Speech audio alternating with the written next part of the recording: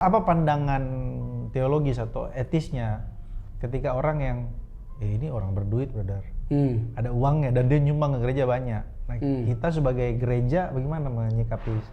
Bagus. Setiap kita adalah orang berdosa. Kita semua adalah orang-orang yang diterima oleh Tuhan karena kasih karunia-Nya. Amin. Tidak ada satupun yang benar, yang sempurna.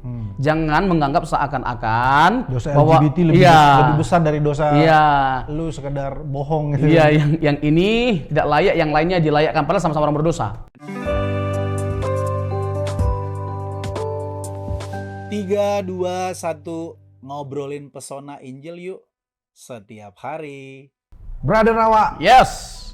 kita lagi di tempat yang berbeda hari ini. Yes. Ngopi kali ini biasa kita kan di studio kita di gereja. Di gereja. Hari ini kita di tempat teman kita di Oksigasi namanya. Bukan hanya di tempat yang berbeda, tapi keren banget ini. Ya, High recommended. ini tempatnya di daerah Cideng.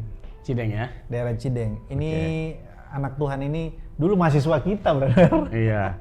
Kita bangga banget lah. Ya, dia mahasiswa kita, terus dia ya tidak semua sekolah pendeta itu jadi pendeta ya. Ya. Dimanapun bisa jadi melayani. Ya, ini bentuk dari pelayanan lah. Ah. Dengan dia memaksimalkan potensi atau talenta yang ada pada dia.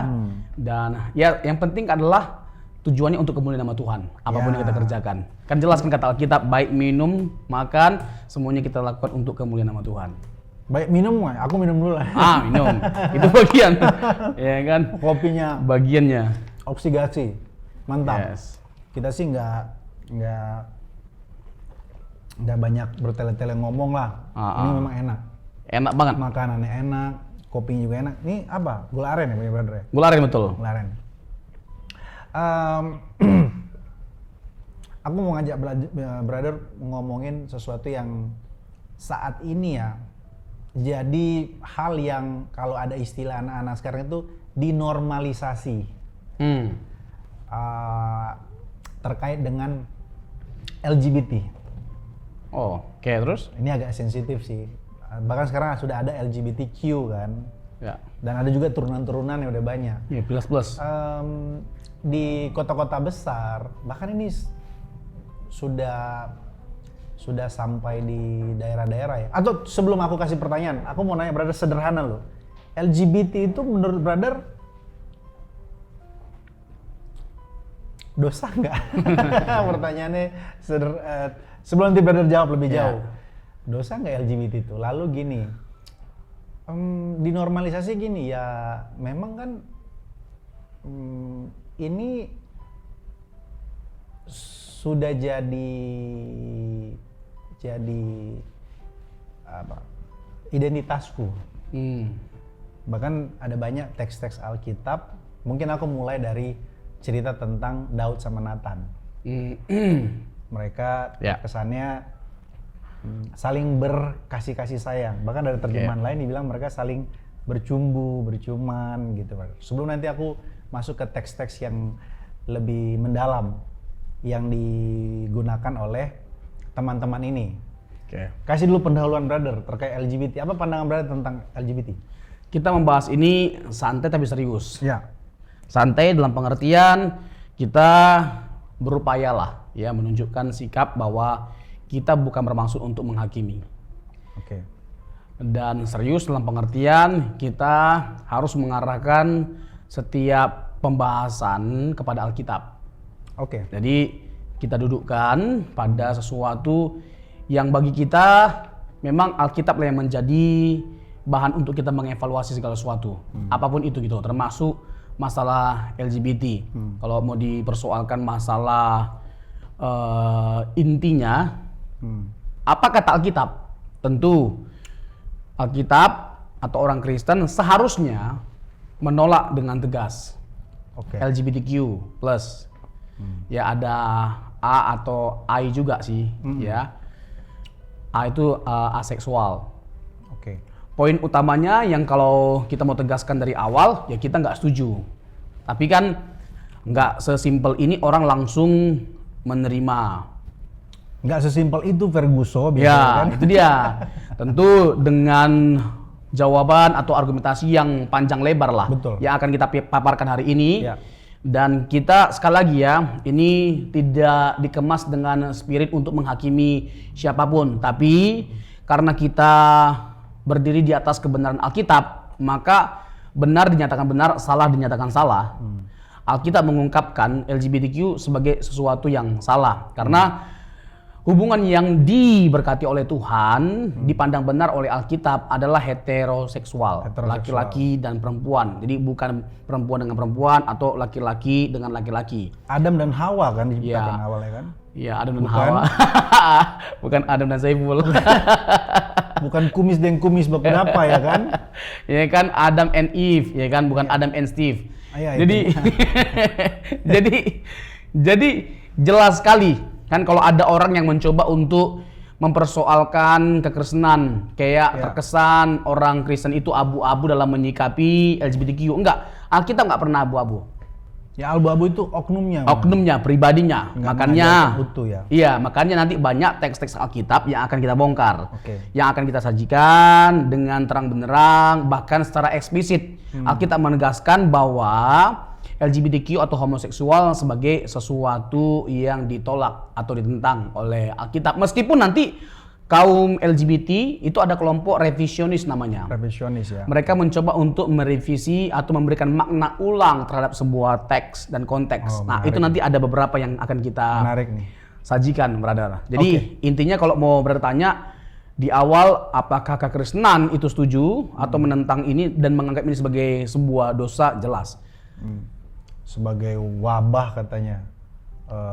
Ada istilah orang ini kayak wabah di mana-mana merambah kemana-mana. Gitu. Oh ya, ya kita nggak bisa pungkiri lah ya dalam kehidupan sehari-hari, bahkan di lingkungan kita sendiri kita temukan bahkan makin banyak jumlah mereka. Tadi ada istilah yang menarik yang brother ya pakai normalisasi. Itu kita harus pahami dulu dengan tepat ya. Normalisasi itu maksudnya bagaimana? Kalau menormalisasi dalam pengertian kita menerima penyimpangannya, yaitu salah.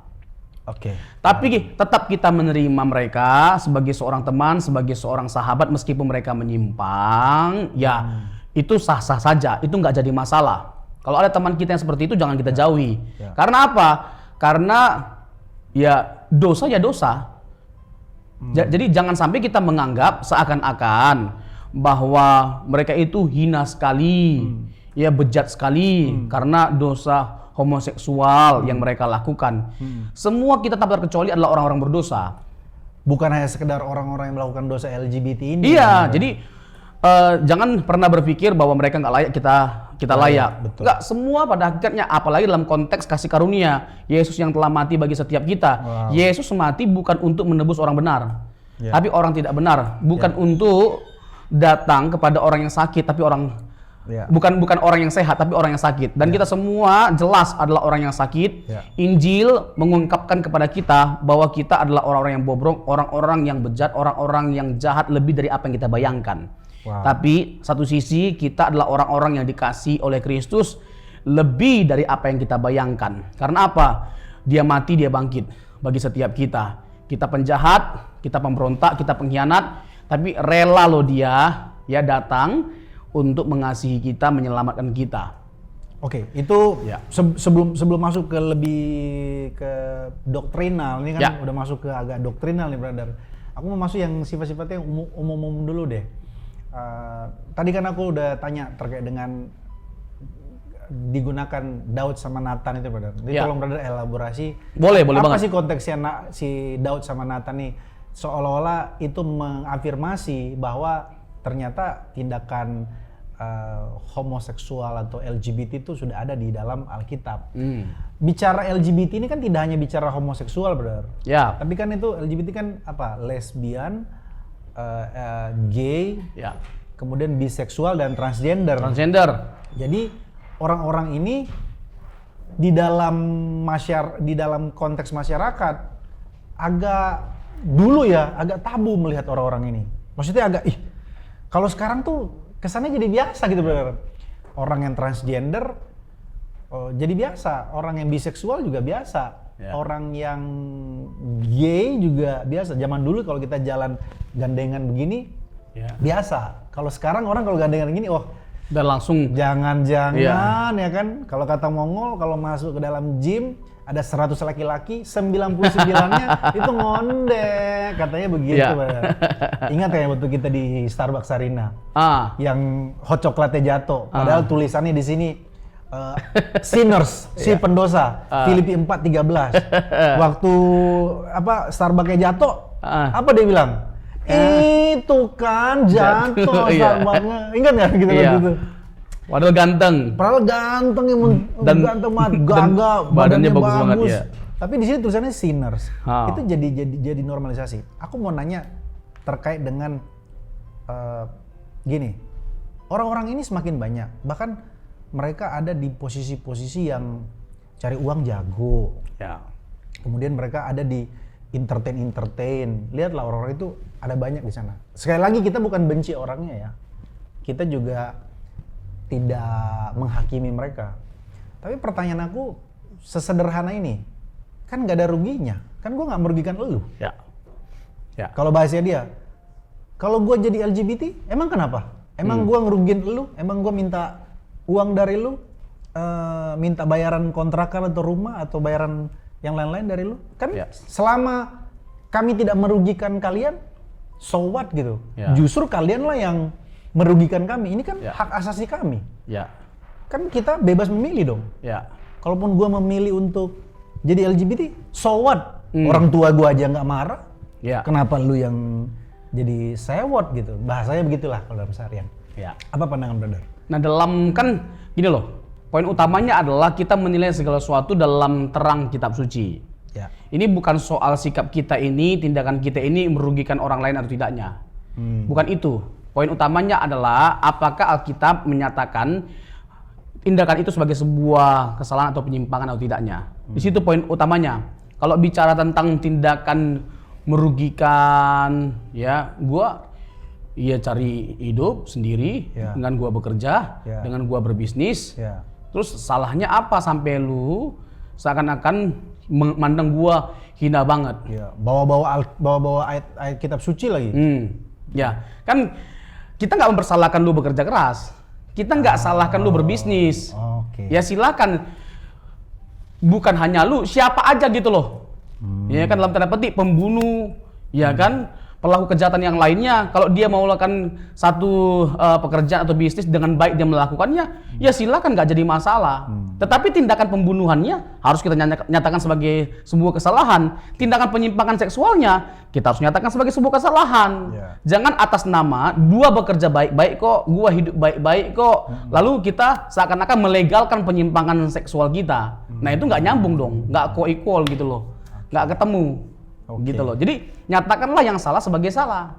Kayak misalnya pengedar narkoba, pemakai narkoba, salah nggak? Salah dong, berdosa dong. Nggak bisa dong dibilang begini. Tapi kan gua baik, gua kasih orang tua gua uang, adik-adik gua uang.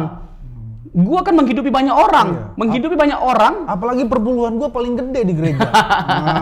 Gimana ya itu, tuh? ya itu kan maksudnya gini.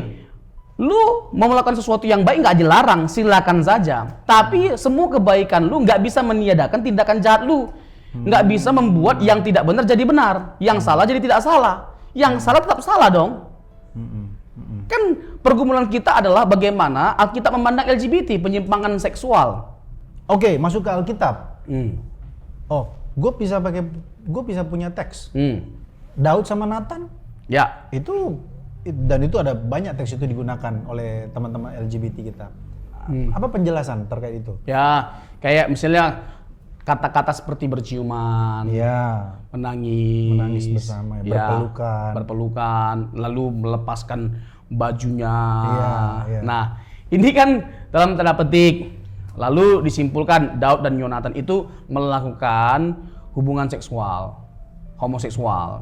Nah, sementara kan teks Alkitabnya jelas, kayak telanjang atau menanggalkan bajunya. Itu kan 1 Samuel pasal yang ke-18 ayat 4, brother. Yonatan menanggalkan jubah yang dipakainya dan memberikannya kepada Daud. Juga jubah baju perangnya sampai pedangnya, panahnya dan ikat pinggangnya. Memberikan jubah perangnya. Jadi itu dipakai sebagai alasan bahwa mereka sedang melakukan hubungan seks. Lalu mereka berpelukan.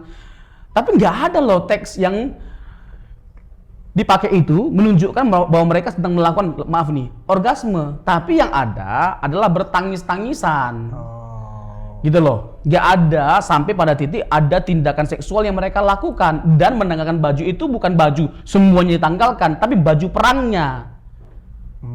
Teksnya jelas, nanti 1 Samuel 18 dan 1 Samuel pasal yang ke-20. Jadi tidak ada indikasi dalam Alkitab yang menunjukkan bahwa Daud dan Yonatan itu melakukan hubungan seksual, homoseksual, atau mereka adalah homo. Tidak ada. Dalam Alkitab itu tidak ada kita temukan. Yang ada malah over heteroseksualnya si Daud. Karena apa? Diambil istri orang, misalnya Batsyeba, ya kan, dan istri-istri yang lainnya. Malah Alkitab itu clear menegaskan betapa heteroseksualnya malah si Daud over ini. ya sebenarnya. Over malah.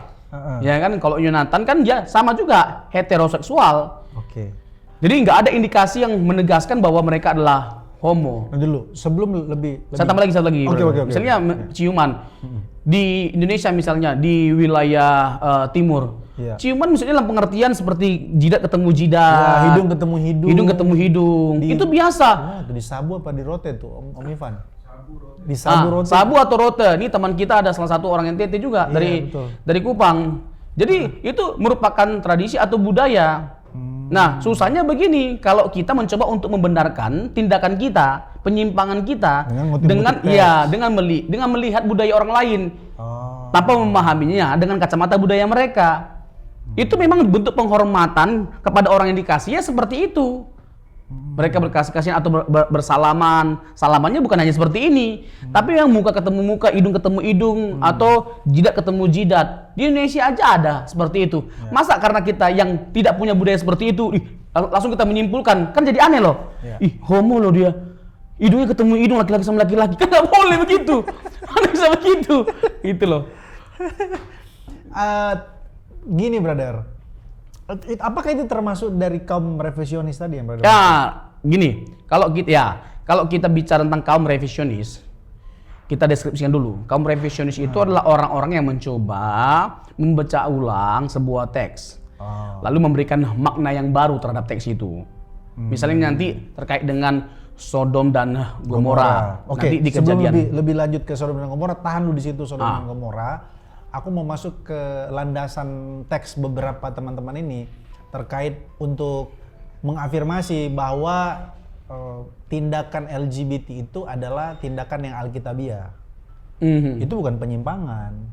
Kenapa begitu? Ada teksnya, brother, dan ini yang ngomong Tuhan Yesus langsung.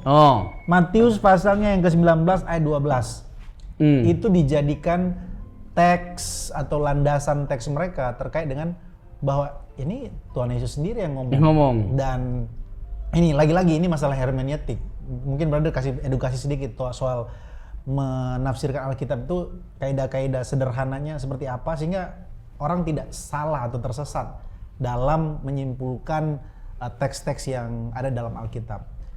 Ada teksnya, brother. Atau yang mana? Boleh baca nanti. Oke, kebaca ya. Matius 19 ayat 12. Ada orang yang tidak dapat kawin, ini Tuhan Yesus yang ngomong. Ada orang yang tidak dapat kawin karena ia memang lahir demikian dari rahim ibunya. Dan ada orang yang dijadikan demikian oleh orang lain. Dan ada orang yang membuat dirinya demikian karena kemauannya sendiri. Oleh karena kerajaan sorga. Siapa yang dapat mengerti, hendaklah ia mengerti. Ini jadi salah satu landasan teks untuk menunjukkan bahwa, mengafirmasi bahwa sikap hidup yang kami pilih ini sebagai LGBT, inilah landasan teksnya. Bahwa Tuhan Yesus sendiri bilang ya jelas bahwa ya aku tidak dapat kawin dari sejak lahir, memang ya aku begini karena aku memang dari lahir Tuhan begini. Gini, aku meskipun lahir laki, hardware-nya laki, tapi software-nya perempuan. Aku lembut, lemah lembut, perempuan, dan memang ternyata ada Alkitabnya dari sejak lahir rahim loh ini. Ini sih nggak kita bahas ya. Memang aku begini loh. Ya. Terus lu datang bawa bawa firman Tuhan, terus lu bilang itu dosa, itu dosa, itu dosa. Ya. Ya ada teksnya. Ya. Ya. Kasih Memang penjelasan. ya, pada akhirnya nggak kasih bisa. paham. Kita kasih paham. Seperti kita kasih paham ke Konoditan kemarin. Kan? Memang nggak bisa tidak. Kita kan harus memberikan cara menafsir Alkitab yang benar. Ya.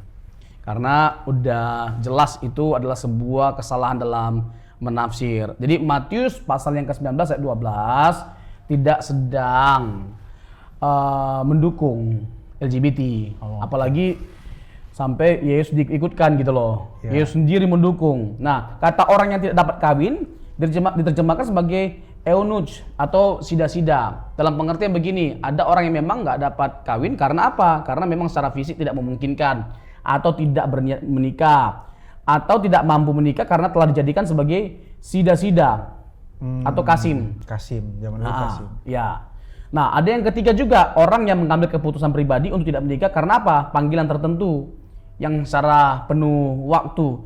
Jadi mereka memilih untuk berkomitmen untuk tidak menikah karena panggilan mereka. Misalnya dalam konteks Katolik ada pastor atau romo, mereka tidak bisa menikah dan memilih menjadi tidak menikah karena berkomitmen untuk menjadi seorang romo atau pastor. Nah, jadi dalam pengertian itulah ayat itu gitu loh, Matius 19 ayat 12. Nah, terlalu jauh kalau dihubungkan dengan ya some are born gay gitu loh. Iya. Sebagian memang dilahirkan karena sebagai gay, itu nggak ada gitu loh. Memang ya gue dilahirkan memang karena suratan seperti ini. Suratan takdir. Suratan takdir. Nah, ada juga yang mengkaitkan dengan itu ya masalah genetik. Nah, ini ini persoalan genetik juga. ya genetik Bukannya aku memilih untuk jadi gay, memang aku dari sononya udah begini genetikanya gimana? Ya. Nah, secara genetik atau medis, ini agak repot dalam pengertian begini. Kalau kita fair, tidak ada. Jadi saya ketika mempersiapkan materi ini, saya mencari banyak mengenai data ilmiah bahwa ada orang yang lahir sebagai seorang gay ya karena masalah genetik. Yang ada adalah mungkin dari sisi pertemanan atau lingkungan atau latar belakang keluarga. Nah, itu bisa menjadi faktor-faktor penentu. Hampir tidak ada secara genetika ya. Kita agak sedikit melebar. Suatu saat aku pernah ditanyain, brother. Sebelum nanti brother lebih jauh membahas ini, aku pernah ditanyain satu orang begini. Ini salah satu pengusaha lah bilang nanya gini. Menurut Pak Pendeta, kalau misalnya ada perawakannya adalah cewek,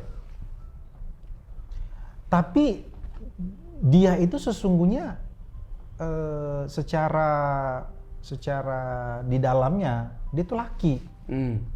Dalamnya. Lalu dia punya dua, kan ada nggak tahu ya fenomenanya, ada dua kelamin gitu. Bahkan masih ingat gak pemain volley? Ya. Siapa gitu namanya orang, aku lupa lagi. Siapa Om? Pak siapa? Manganam ya, iya. Ya. Dia kan cewek kan, tapi gennya katanya laki gitu. Sekarang sudah jadi laki. Fenomena-fenomena ini kan kemudian bagaimana kita menjawab? Ya. Tadi kata brother tidak temukan atau jarang orang sampai kepada LGBT ini karena genetika. Ya. Nah, problematika ini kan agak kompleks. Ya. Pandanganmu bagaimana? Itu kan tidak sama dengan bahwa dia seorang yang menyimpang secara seksual. Menyimpang secara seksual itu kan satu tindakan yang dilakukan secara sadar. Nah, itu kan memang bawaan lahir, bahwa ada memang orang yang seperti itu. Jadi posisinya ini dia cewek atau cowok. Iya. Karena memang seperti menganang itu kan ternyata disimpulkan bahwa dia lebih cenderung ke laki-laki. Singkat cerita saya nggak terlalu mengikuti informasinya.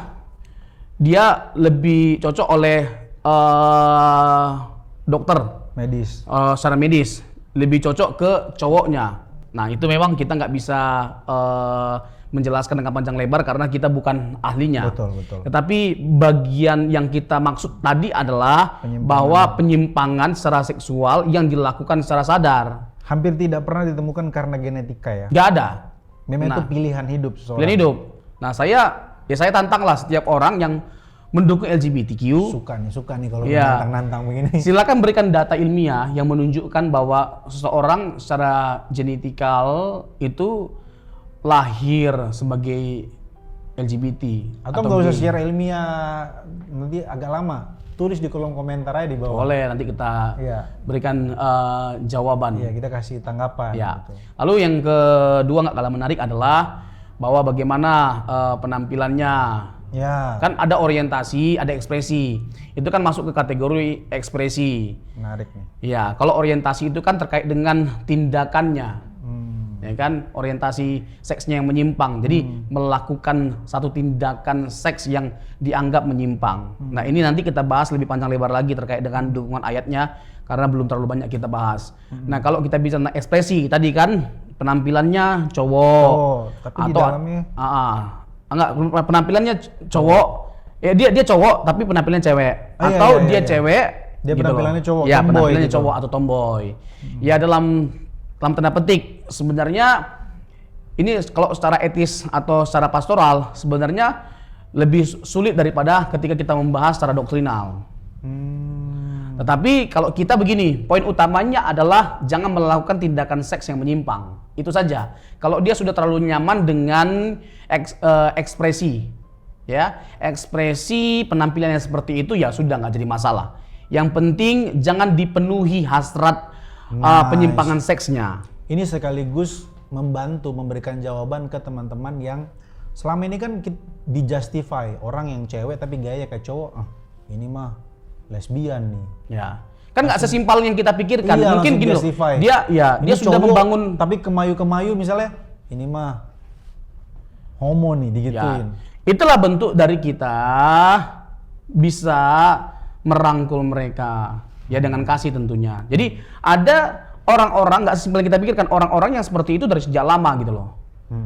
Nah, yang pasti kita perlu tegaskan bahwa tindakan penyimpangan seks itu adalah sesuatu yang salah. Yang laki-laki sama laki-laki, perempuan sama perempuan. Tetapi kalau dia sudah terlanjur, kan perempuan tapi kayak laki, untuk mengubah itu butuh waktu yang panjang. Nggak sesimpel yang kita pikirkan.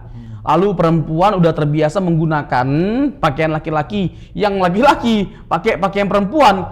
Sebisa mungkin mereka mengubah penampilan mereka. Ya mungkin nggak terlalu ekstrim, tapi sudah termindset bagi mereka bahwa mereka harus meninggalkan yang namanya karakteristik LGBT tadi. Ya. Gitu benar. LGBTQ Wow. plus itu. Wow. Jadi ini sekaligus edukasi nih ke teman-teman. Yang penting tindakan yang sampai menyimpang. Ya, karena gini, Poinnya. kalau kita kembali lagi ya, brother, ekspresi ya. Misalnya ada yang sampai titik ekstrim, yang sudah sampai mengubah kelaminnya.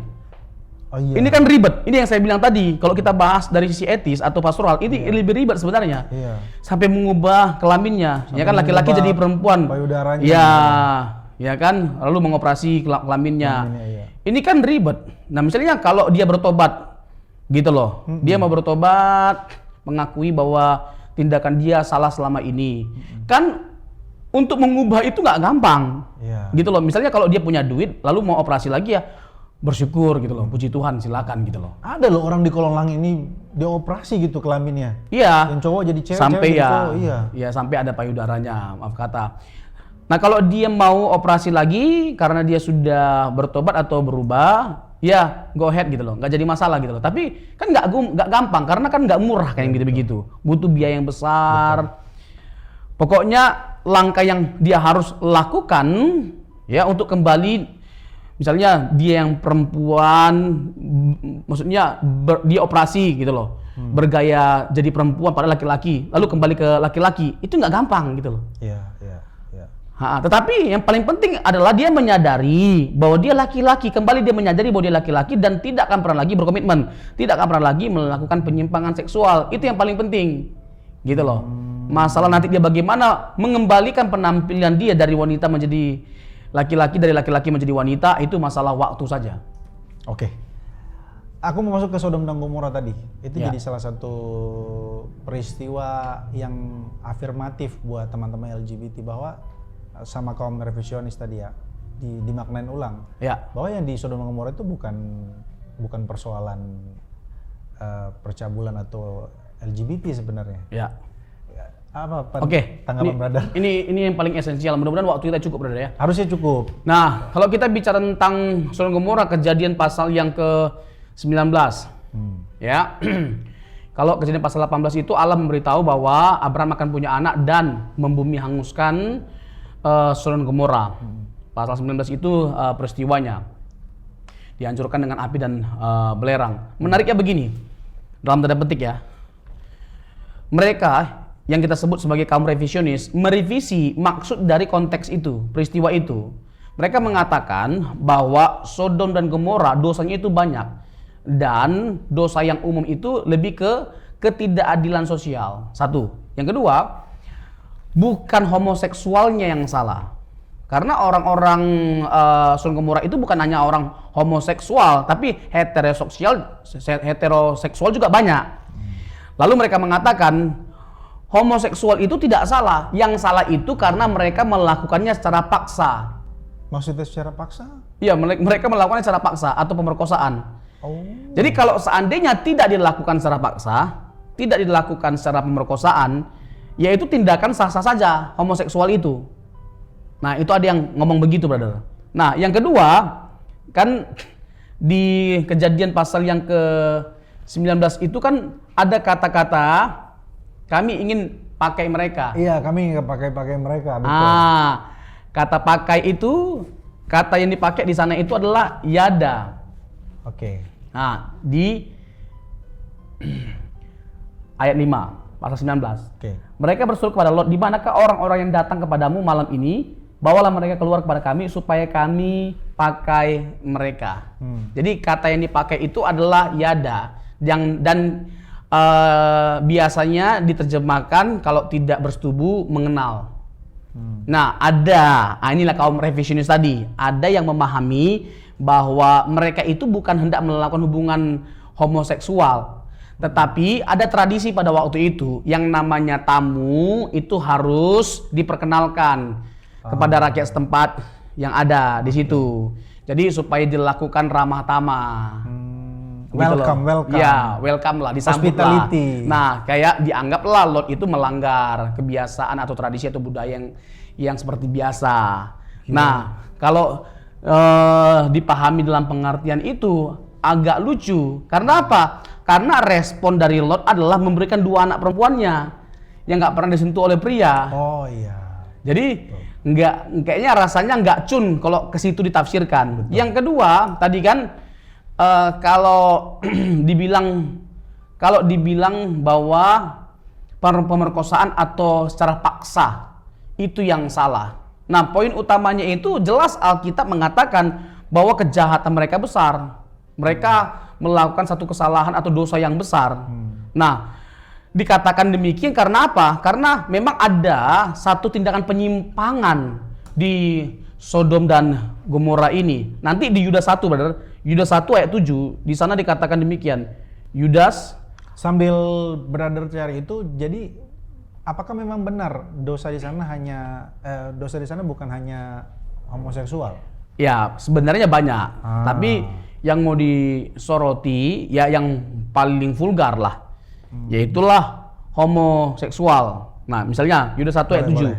Sama seperti Sodom dan Gomora dan kota-kota sekitarnya yang dengan cara yang sama melakukan percabulan dan mengejar kepuasan-kepuasan yang tak wajar, telah menanggung siksaan api kekal sebagai peringatan kepada semua orang. Percabulan dan mengejar kepuasan-kepuasan yang tak wajar. Itu kan jelas sekali. Kan hubungan homoseksual itu dipandang sebagai sesuatu yang tidak wajar. Untuk itu, Sodom dan Gomora itu dibumi hanguskan. Hampir sama dengan Roma 1 berarti ya, bro? Roma 1 ayat 27. Ya. Roma 1 ayat 27 dikatakan demikian. Demikian juga suami-suami meninggalkan persetubuhan yang wajar dengan istri mereka yang menyala-nyala dalam berahi mereka seorang terhadap yang lain, sehingga mereka melakukan kemesuman laki-laki dengan laki-laki, dan karena itu mereka menerima dalam diri mereka balasan yang setimpal untuk kesetan mereka. Kan ada di antara mereka yang mengatakan bahwa di perjanjian baru nggak ada kan bagi kita nih ya, bagi mereka tidak ada dukungan katanya di PB. Ya. bagi orang yang kontra terhadap LGBT. Nah, ini kita pakai ayat ini. Nah, mereka tafsirkan lagi ayat ini. Apa yang Mereka bilang begini, bahwa yang dimaksud dalam Roma 1 itu oleh Paulus adalah tindakan yang umumnya yang sudah membudaya pada waktu itu di zaman Nero atau Caligula, yaitu pesta seks. Ya, pesta seks, penyimpangan seks yang membabi buta. Jadi tidak natural. Ya, laki-laki sama laki-laki, perempuan sama perempuan, bahkan laki-laki dan perempuan. Dan ini yang dimaksud oleh Rasul Paulus sebagai tindakan yang tidak wajar karena dilakukan secara tidak natural. Jadi bukan homoseksualnya, gitu loh, yang dianggap salah. Tapi itunya kebiasaan atau budaya pada waktu itu. Nah, sementara kan Roma 1 ayat 18 sampai 32 ini, brother, kan Paulus bicara tentang tujuan penciptaan. Nah, kalau dikembalikan oleh Paulus kepada penciptaan, berarti apa? Heteroseksual. Bahwa hubungan yang diberkati oleh Tuhan adalah laki-laki dan perempuan. Karena dibawa gitu loh kepada tujuan dari penciptaan, bahwa dari sejak semula nggak seperti itu. Cuman dosa merusak semuanya.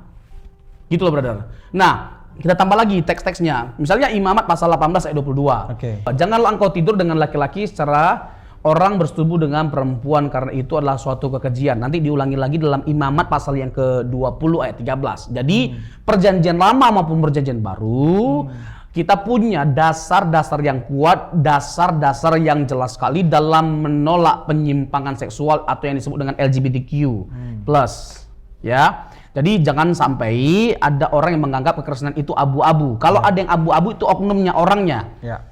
Ya, kalau kita selama berdiri pada Alkitab, mengakui Alkitab sebagai dasar atau otoritas dalam kita membangun sebuah ajaran atau doktrin, bahkan etika, maka kita harus menyuarakan apa yang disuarakan oleh Alkitab.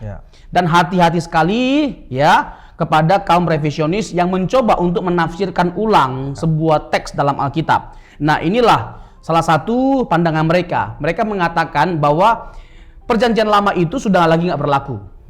Sehingga tadinya dilarang, sudah diperbolehkan. Nah, ini berbahaya sekali. Misalnya tadi kita menggunakan Imamat 18. Janganlah engkau tidur dengan laki-laki secara orang bersetubuh dengan perempuan, karena itu suatu toweba, kekejian. Nah, kalau mereka mengatakan ini sudah tidak berlaku lagi, padahal di pasal ini diatur gitu loh, perkawinan kudus dari pasal 18 sampai 22. Dibuat langkah-langkah atau aturan-aturan bagaimana seharusnya kita menjalankan hubungan yang benar, hubungan perkawinan atau keluarga yang benar. Misalnya diatur di sini, jangan berkelamin dengan binatang, jangan bersetubuh dengan istri ayahmu, istri orang lain, dengan adikmu dan lain sebagainya macamnya. Nah, kalau dibilang bahwa ini sudah nggak berlaku lagi, berarti boleh dong berkelamin sama anjing. Ini banyak boleh dong. Ada juga penyimpangan-penyimpangan kayak gitu, bro. Iya, makanya kalau kita bilang ini sudah gugur, ini sudah nggak berlaku, berarti boleh dong berhubungan sama ibu sendiri, adik sendiri. Nah, ini kan kacau pola pikir yang seperti ini. Cuma nyomot-nyomot yang menguntungkan buat dirinya sendiri ya. Nah, itu dia. Ketika ada sesuatu yang bertentangan dengan premis atau asumsi mereka, dengan kebiasaan mereka, kalau mereka lihat ada di dalam Alkitab sesuatu yang kayaknya bertolak belakang dengan kebiasaan mereka, mereka tafsirkan ulang, berikan makna baru terhadap ayat itu. Inilah kesalahan mereka yang fatal. Itulah kenapa ya hermeneutik itu penting ya. Penting sekali. Kalau orang cuma nyomot satu ayat, dia nggak lihat konteks, jadi ya itu jadi bias, jadi abu-abu, jadi sesat lah, jadi kabur makna sesungguhnya gitu, bro. Sementara kan Imamat pasal 18 sampai 22 ini kan pasal-pasal yang keren banget.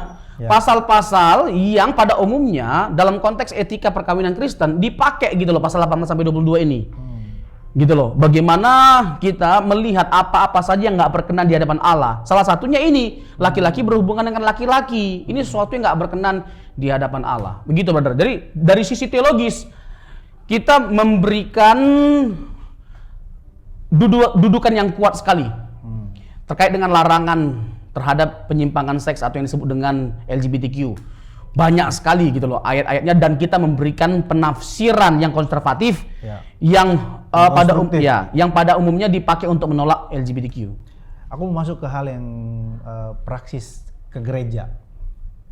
Boleh nggak mereka melayani gitu? Contoh case misalnya ada seorang yang LGBT, apa batasan etis teologisnya?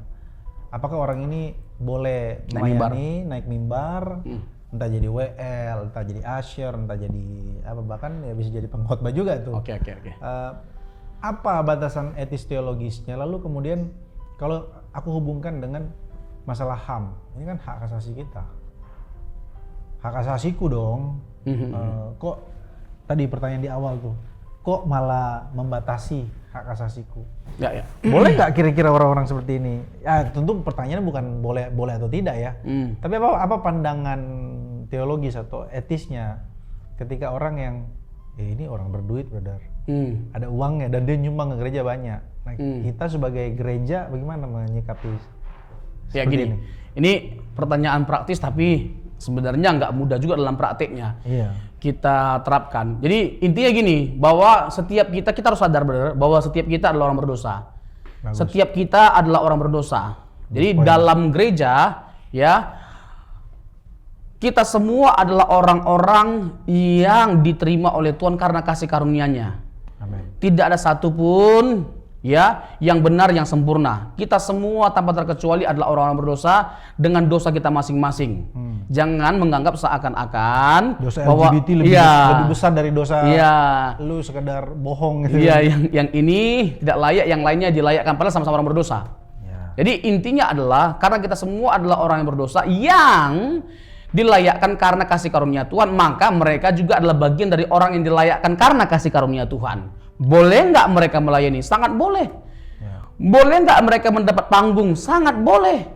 Gitu loh. Tapi dengan catatan DP Mar apa DP Mar? DP Mar dengan catatan. Tadi kan boundariesnya. Iya. Boundariesnya. Ini bagus kalimatnya. Ada DP Mar. Iya, ada DP Mar. Jadi boundariesnya adalah mereka bertobat.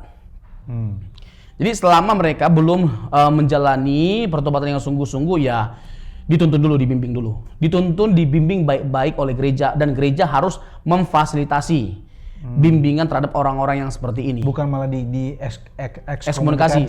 Ya, di ekskomunikasi jangan. Ya, mereka adalah orang-orang yang juga harus dituntun secara kasih. Dan kalau bicara tentang HAM apa yang kita langgar kalau kita menyatakan yang salah sebagai salah? Misalnya mengkonsumsi narkoba salah kan? Masa karena kita mengasihi dia lalu yang salah kita anggap benar? Kan itu kan konyol. Sama gitu loh. LGBT sampai kapanpun itu adalah sebuah penyimpangan. Nggak bisa kita anggap itu jadi sesuatu yang tidak menyimpang hanya karena kita lihat orangnya. Nggak boleh dong. Kita mengasihi orangnya. Tapi kan Yesus adalah orang yang mengasihi orang berdosa. Oh iya, jelas perempuan Samaria, Zakeus, ya, lalu yang lain-lainnya. Iya, itu adalah orang-orang berdosa. Dan Yesus sendiri yang mengatakan bahwa dia datang untuk orang berdosa, orang-orang sakit. Tapi ingat, dia mengasihi orangnya, bukan dosanya. Nggak pernah Tuhan jadi membenarkan tindakan penyimpangan atau dosanya hanya karena mengasihi orangnya. Jelas misalnya wanita yang kedapatan berzina, ya kan, adakah yang menghakimi kamu? Nggak ada. Aku pun tidak. Tapi nomor sin, ingat, nomor sin. Jangan berbuat dosa lagi. Jadi Allah tidak pernah membenarkan tindakan dosa, tetapi Allah mengasihi orang berdosa. Wow, keren. Di beberapa menit terakhir ini, brother, ini pertanyaan mewakili teman-teman LGBT. Misalnya aku memposisikan diri sebagai teman LGBT, karena kan gini, brother, untuk keluar dari kubangan dosa ini itu nggak mudah loh. Ya. Nggak mudah banget keluar dari lesbian, gay, biseksual, transgender, dan QQQ yang lainnya. Ini kan tidak sesederhana kita bilang bertobat, no more sin, kan tidak sesederhana itu. Nah, gimana kalau ada orang yang menjerit hatinya, tolong brother kasih tahu, aku ingin keluar dari tindakan penyimpangan atau keluar dari dosa ini, tapi aku nggak bisa keluar. Ya. Aku nggak bisa keluar dari kubangan ini. Apa yang harus aku lakukan? Aku sudah bertobat sih. Langkah-langkah teologis atau langkah-langkah strategis apa yang harus aku lakukan sehingga aku betul-betul bisa keluar dari kubangan ini? Ya, pertama adalah kesadaran bahwa pertama yang kita lakukan adalah dosa. Yang kita lakukan adalah penyimpangan dosa. seksual itu. Kesadaran nih, awareness-nya. Okay. Kesadaran bahwa homoseksual itu adalah dosa. Yang kedua, bahwa Tuhan Yesus mengasihi semua orang berdosa tanpa terkecuali. Yang kayak tadi di gereja, ya, jangan merasa bahwa kita ini karena nggak LGBT, kita ini layak. Kita pun orang nggak layak meskipun bukan LGBT. Kita pun orang yang nggak layak. Yang kalaupun kita bisa melayani karena dilayakkan oleh Tuhan. Kita pun orang berdosa yang juga harus bertobat dari dosa-dosa kita. Bukan hanya mereka aja yang bertobat, kita pun bertobat dari jenis dosa kita yang lainnya. Nah, kalau ditanya masalah tindakan pastoral apa, tindakan teologis apa. Sorry, sebelum lebih lanjut, ini sama-sama orang LGBT mau bertobat, dia masuk ke gereja yang sama. Ketemu dia lagi. Gimana nih gua? Ya. Gua niatnya mau bertobat, nggak taunya ya, sesama orang sakit ada di sini. Ini gimana nih mau keluar ya? Itu nanti yang kita maksudkan, salah satunya adalah komunitas atau pergaulan. Kita memang harus dengan radikal untuk meninggalkan komunitas yang seperti itu. Lalu mencari komunitas baru gitu loh. Jadi menghindari kebiasaan buruk dengan membangun kebiasaan yang baik. Menghindari komunitas yang buruk dengan memasuki komunitas yang baik. Gitu loh. Nah, supaya kita bisa dibimbing, diwarnai oleh kebenaran Injil yang memotivasi, menguatkan setiap kita. Memang nggak mudah ini. Mungkin kalau kita bicara tentang dari sisi feeling nih ya, perasaan. Apakah kita nggak punya perasaan terhadap mereka yang bergumul dengan LGBTQ?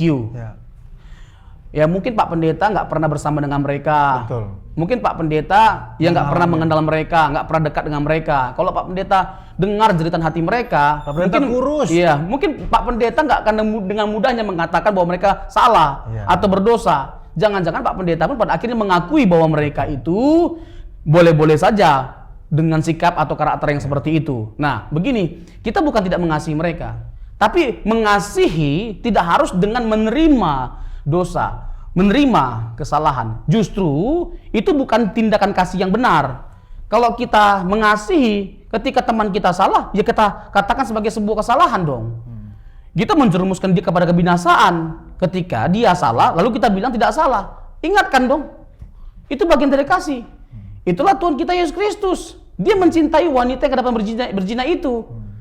Dan salah satu bentuk kasihnya adalah dia melarang wanita itu untuk tidak berbuat zina lagi. Kan clear. Nah, langkah-langkah apa? Tadi salah satunya mencari komunitas yang baik. Ya, jangan lagi memasuki komunitas yang seperti itu, pergaulan yang seperti itu. Dia harus keluar, terus harus ada dari gereja yang melakukan bimbingan pastoral terhadap dia. Dan dia harus benar-benar dibimbing terus, dibimbing dengan baik. Ya kan? Lalu ya didoakan salah satunya juga, tapi nggak cukup hanya sekedar didoakan, harus dibimbing. Ya, lalu di follow up terus. Ya kan? Ini kerja keras nih. Iya, kerja keras. Pendampingan tuh nggak sebentar itu. Tapi poin utamanya adalah harus membangun kesadaran akan diri bahwa tindakan LGBTQ itu adalah sebuah yang salah, sesuatu yang salah. Tetapi Tuhan oleh kasih karunia-Nya telah menebus kita, menerima kita apa adanya, memberikan pengampunan bagi setiap kita. Tapi nggak langsung selesai. Ya, selanjutnya adalah oleh karena kasih karunia Tuhan, pertolongan Tuhan, kita terus bergerak maju untuk meninggalkan dosa itu. Tuhan aja menerima, kenapa kita yang manusia ini nggak menerima ya? Iya dong. Itu jadi ironis juga ya. Iya. Gitu. Itu dari Brother cukup terkait LGBT ini? Cukup. Jadi kita mengasihi siapapun teman-teman kita, sahabat kita di luar sana, mereka yang LGBTQ, ya, kita bukan jahat, kita bukan menghakimi, apalagi secara membabi buta, tidak. Yang kita sampaikan ini adalah kebenaran Alkitab. Apa yang Alkitab sampaikan harus kita suarakan. Terlepas dari semuanya itu adalah kita mengasihi mereka. Ya. Kita mencintai mereka. Tolong Brother tekankan dulu bahwa tidak ada orang yang jadi LGBT ini karena genetika tadi. Nggak ada. Dan tolong Brother sampaikan kepada orang yang baru misalnya salah masuk komunitas, berteman dengan orang-orang begitu, tolong kasih mitigasi ke mereka. Terus juga kasih tahu ke orang yang ada dalam kungkungan itu, Tuhan mengasihimu, tolong bertobat gitu loh. Kan ada orang yang sekarang lagi bergaul nih. Dibawa sama value dunia ini untuk... Sebenarnya gini Brother, ini nggak cukup hanya sekali. Ini sebenarnya satu pembahasan yang bisa dibahas dengan panjang lebar atau beberapa sesi. Misalnya DP-nya lah.